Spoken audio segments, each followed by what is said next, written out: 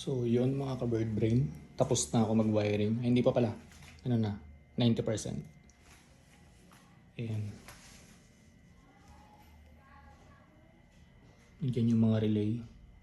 Yung ibang ano dito, hindi ko na binalot yan. Kagaya niyan yung red na yan, yung dalawa. Hindi ko na binalot yan. May dalawa pa ako. Ready na. Dito sarado na lahat. Saka dito. Dito na lang papuntang headlight. Yung headlight ko kasi hindi ko pa sinasara yung electrofit. So ito sarado na dito. Mula battery, fuse, body ground. Ayan, sarado na dito. Ayan, sarado na. Parang walang nangyari dito. Okay, yun lang naman.